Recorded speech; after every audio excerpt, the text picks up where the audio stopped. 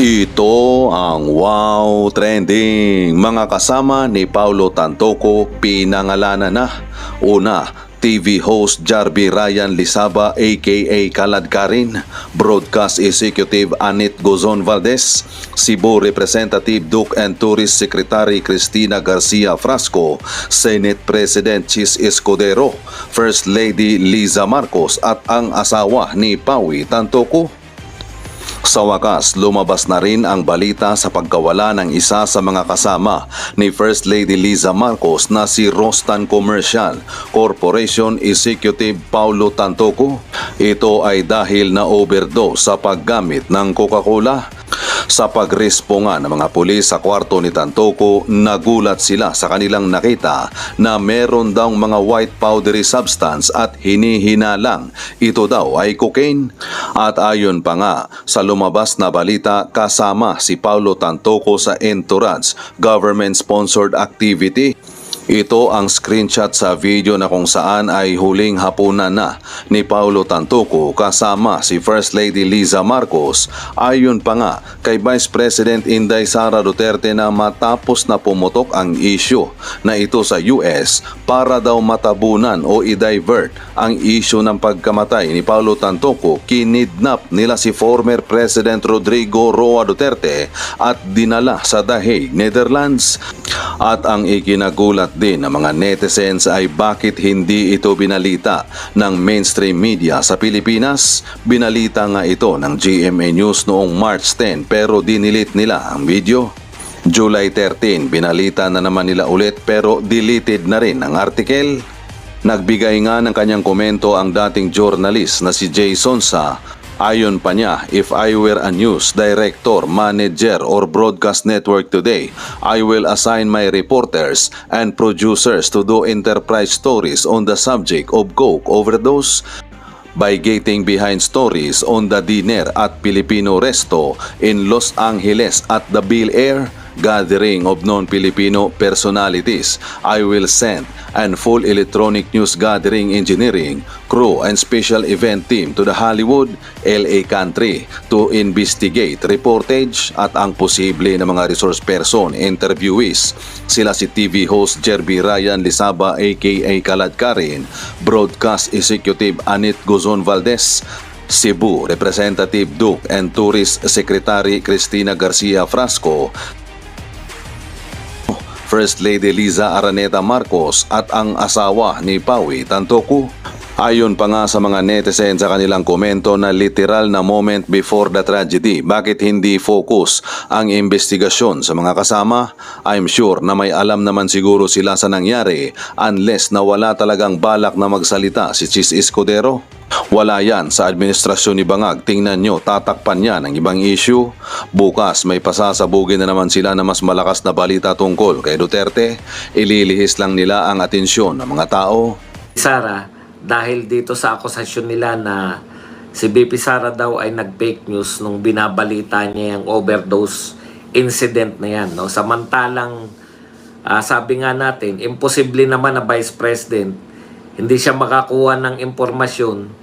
Kinukot niya yung police report as Vice President, malamang naman, no? Sabi natin noon. Tahasan po, sinabi na fake news laban. Yan daw po ay fake news laban kay First Lady.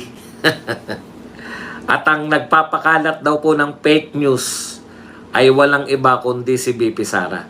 Kaya kinakailangan po magpaliwanag. Bukas malamang yan yung itatanong ni Eden at ng mga ibang concern, no? Kung willing bang humingi ng sorry ang Malacanang. Kaya po Malacanang at hindi si Anticler yung pinagsosorry natin. Kasi si Anticler po ay nagsasalita in behalf of Malacanang. So ipinagpapalagay po natin, no? Ipinagpapalagay natin na yung akusasyon na fake news si BP Sara, pinipake news niya si First Lady hinggil dito sa usapin ng overdose ni Tantoco dun sa United States, ay hindi po kay Anticler lang galing kundi sa Malacanang mismo. Okay. At sabi ko nga kanina, bago tayo Live po to. Sabi ko nga,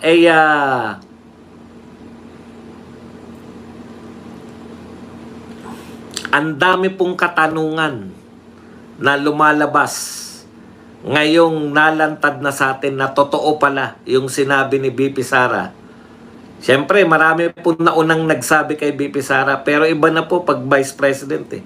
Iba po yung pag ang nag-akusa ay mga vlogger, pwedeng isang tabi lang yan, vlogger lang yan, nagpapa-views lang yan, for the views lang yan, di ba? Pero pag ang Vice President na po, ang nagbalita, talagang grabing akusasyon yan.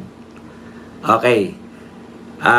Tapos, yung inakusahan siya, Vice President po, inakusahan na nagpapakalat ng fake news laban sa First Lady, mas grabe pa pong akusasyon ng Malacanang yan. So, kaugnay po niyan, marami pong mga katanungan na lalabas. Yan po ang mga pag-uusapan natin, pero bago yan, kung bago ka pa lang dito sa ating channel, mag-subscribe ka na. Dahil ito lang ang tanging channel na may kinikilingan, may pinapanigan, una sa balita, uli sa impormasyon. Kaya ano pang hinihintay nyo? Pindot na, okay. So, sa mga nagtataka, no, ito ba ay live? Live po to. Pangalawa, kasi naputol po yung live natin. Bigla raw po ako nawala. Kahit nakikita ko yung aking sarili, hindi nyo naman ako nakikita. Minabuti kong mag-relive na lang ulit. Okay? Ito na po, yung isa po sa katanungan. Bakit kayo nag-delete GMA7? Kung narinig nyo to kanina, okay lang po yan. Kasi na-screenshot na po. Nag-delete po sila nung binalita na yan nila to. Yung kamatayan pa lang po ni Tantoko, nag-delete na yung balita yung GMA7. Sana magpaliwanag yung GMA7, no? Hindi po maganda na na-screenshot na mayroon kayong balita tapos dinelete nyo. Bakit? Paliwanag nyo lang. Bakit kayo nagdi-delete ng sarili nyong balita? May mali ba sa binalita nyo? Di umamin lang kayo. Itama nyo lang. Tapos balita nyo ulit. Hanggang ngayon po, hanggang sa kasalukuyang umi-air tayo ng live, ay wala pa pong hindi pa po nila binabalik. Yan, no? O, panay diver, risk lives, 9 years after PCA ruling, BB Gandang Hari, Duterte Legal Council, PCG Underwater, DOTR, wala na po rito, loss sa bungeros, no winners, major draw, pati yung walang panalo sa loto na ibalita yun.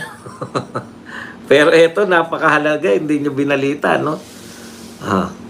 Ang isa pong katanungan ay magkano raw? Magkano raw? Okay. Balik na po tayo rito sa kaugnay na balita, no?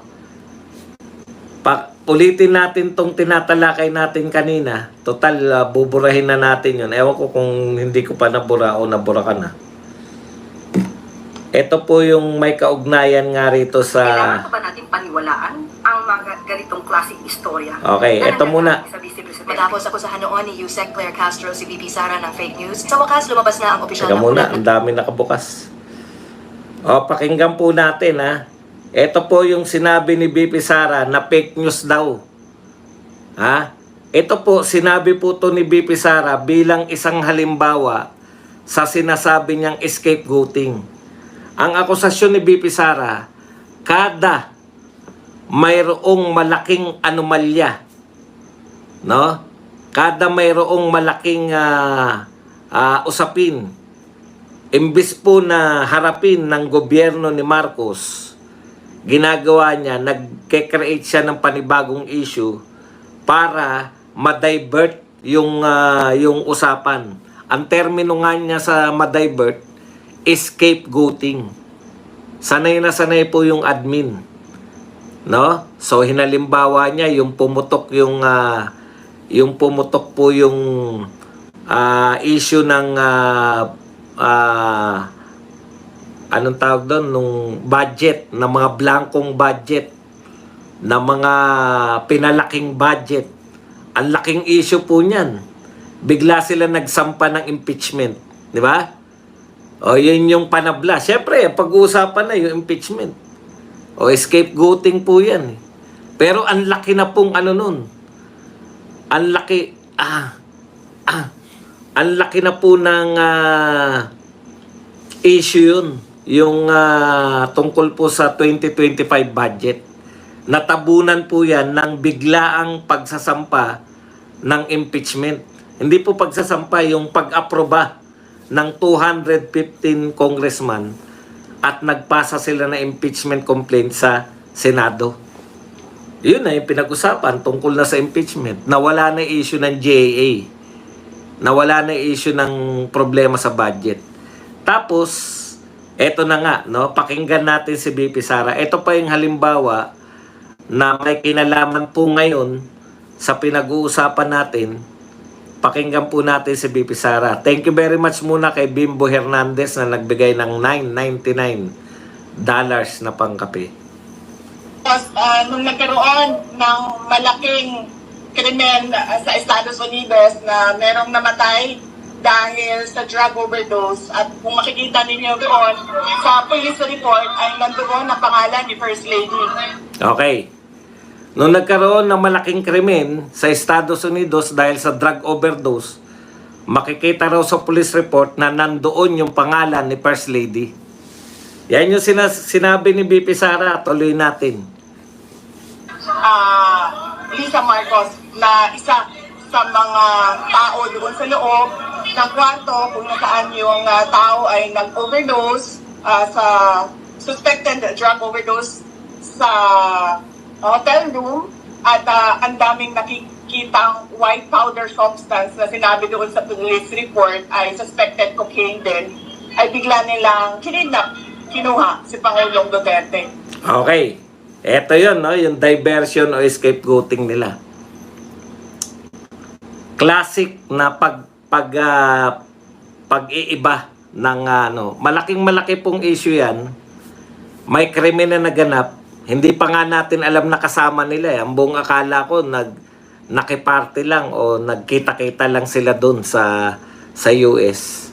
Yung pala, ngayon, kasama pala talaga nila, no? Hindi po to simpleng miyembro po pala ng entourage. Tapos sabi niya, naroon ang pangalan ni First Lady sa police report, nakasama niya yung na-overdose at marami nakita na white substance na pinaghinalaang cocaine. Yun po yung initial kasi yan pala yung alam ni BP Sara eh. Ngayon, kumpirmado na na-overdose sa cocaine.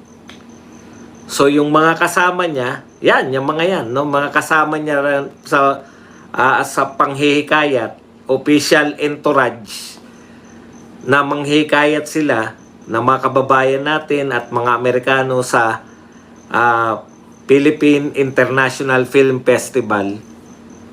Kaya sila nandun sa United States. Okay.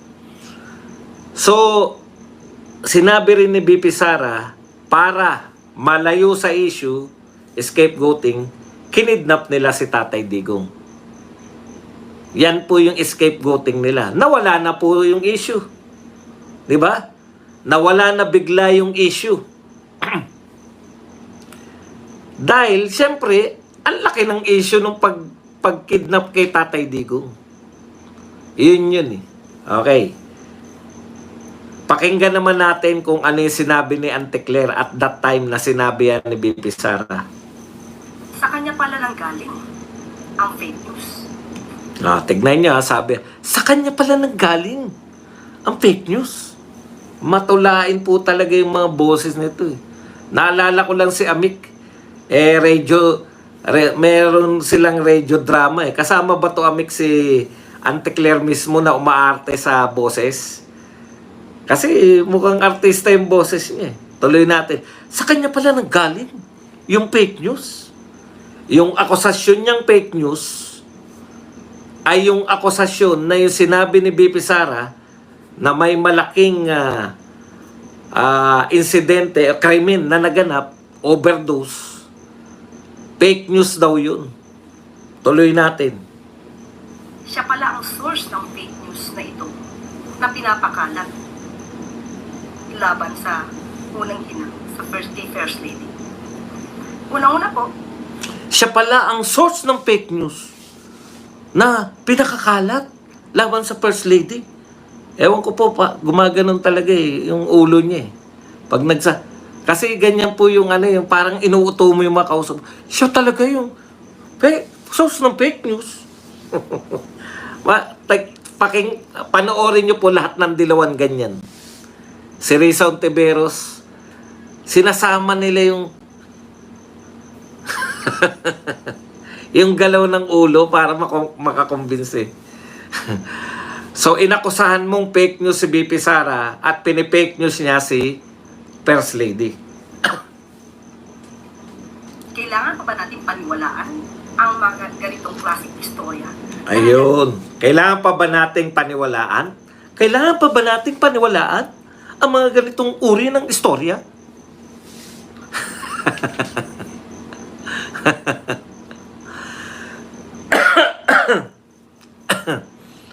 Hindi po, ito po ay galing po to sa, hindi po kay Luminous Ang nagpost po nito, Sini 30. Ayan. Kung baka sabihin nyo po na radio talent siya, no? Kaya yung boses niya talaga, sa mga batibot, ganyan di ba? Sila, pongpagong, binabatibot. Ayan, binabatibot tayo. Ang tanong mga kapatid, unang mga katanungan, pangalawa na pala kasi unang tanong, bakit nag-delete ang GMA? Ikalawang katanungan, magsosorry ba ang Malacanang? Malacanang po no? Malacanang po to kasi hindi naman po siya nagsasalita para sa kanyang sarili. No? Nagsasalita po si Auntie Claire para sa Malacanang. Ilang beses niya po sinabi yan. Iba po yung kanyang sarili sa vlog yun. At ito po, kada tatayo siya dyan na merong sa likod niya Malacanang, nagsasalita po siya para po sa Malacanang, hindi po para kay Claire Castro. Yun po ang pagkakaiba. Kaya ang sinasabi ko, magsosorry ba yung Malacanang sa akusasyon nila na fake news si BP Sara? Malacanang po ang tinatanong natin dito. Okay. So, ang dami pong katanungan na Ang dami pong katanungan. May nagsabi kanina na naging dahilan para ako mag-research. Kaya yan yung abangan natin Tiniti ako may magtatanong niyan na kung sila ba magsosorry Kasi matindi po yun, Vice President ng Pilipinas, akusahan mo na nagpapakalat ng fake news. Parang akusasyon niya na nagpakalat si Lenny ng fake news sa kanyang anak nung kalagitnaan ng kampanya. Natanda nyo? Meron nagpapakalat ng may sex video daw ang anak niya. Kinasangkapan pa yung anak pucha. Wala nga kaming makita Di ba? Okay. Hindi po ako makakapag-comment kung ano po kung tama po si Claire kasi hindi ko po napakinggan yung mga sinabi ni Claire. Contreras. Kung sino man. Claire Castro, tama daw. Contreras, tama daw. Claire Castro, mali. Hindi ko po napanood ang sinabi ng Claire Contreras. Malamang kamag-anak ni yung Professor Contreras. Jay ba yun? Si Maharlika ba? Kunwari, nagulat. Ay, si Maharlika pala Hindi ka magaling mag-drama ba doon? Wala kang dating. Okay, ikalawang basta kasunod na katanungan, no? Mayroon po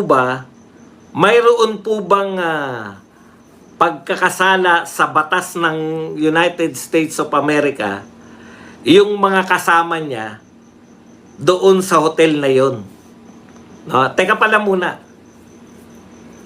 Yan ba'y ginamit niya sa party o gumamit siya mag-isa? Magkaiba yan, di ba? Kaya sinerch ko, ang cocaine ba? Kasi hindi pa ako nakatira ng cocaine. Kaya sinerch natin, usually ba yung cocaine, ginagamit siya as party drugs? Mga 70% po,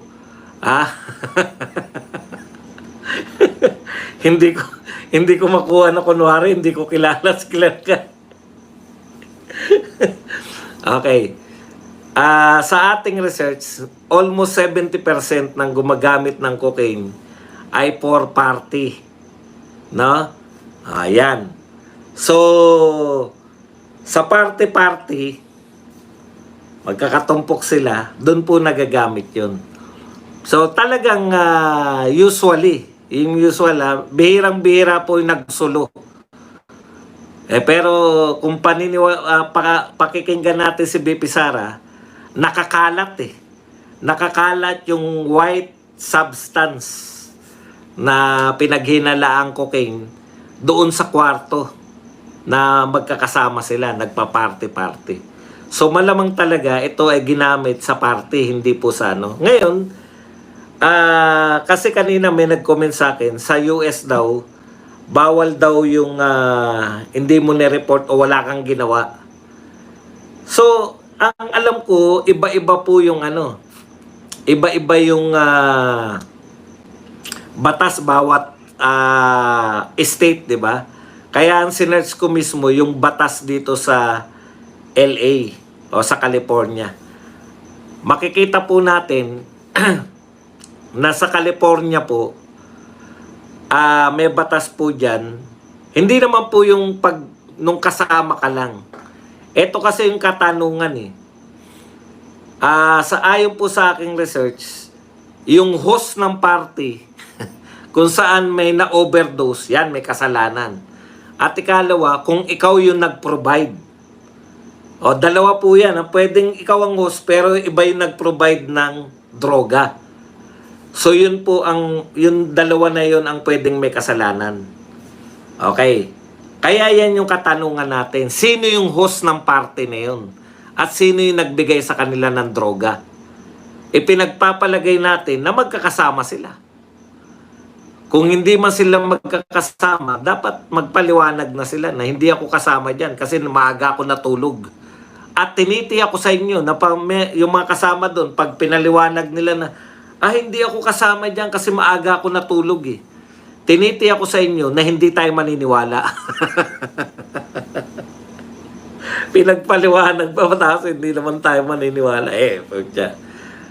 Kasi may kutsaba, ang nakita kong kutsabahan na naganap, yung pagtahimik nila pare-pareho. Di ba? Okay. So, sino yung nag-supply ng droga?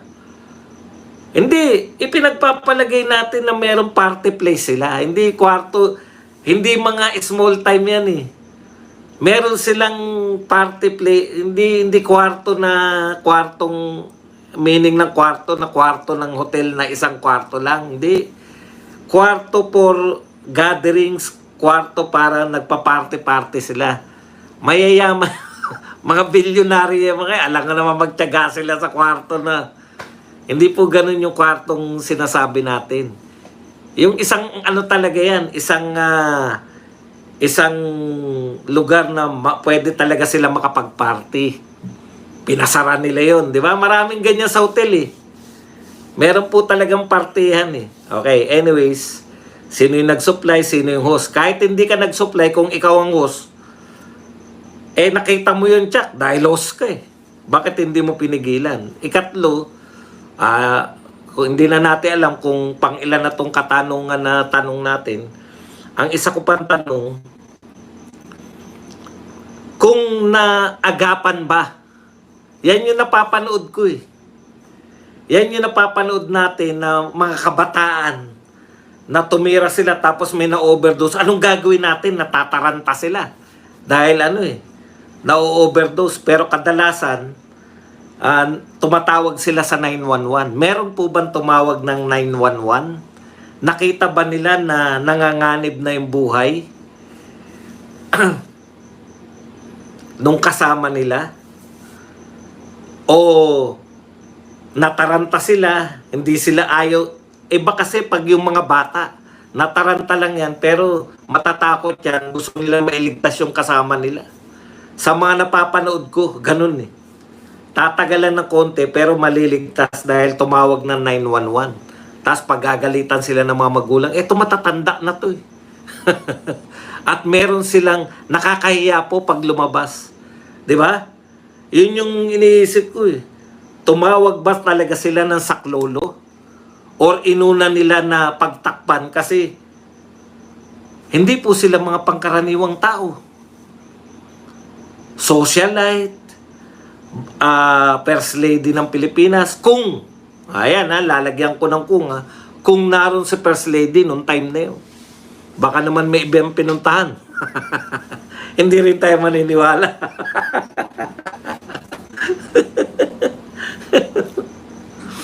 Yan po yung mga katanungan sa akin eh.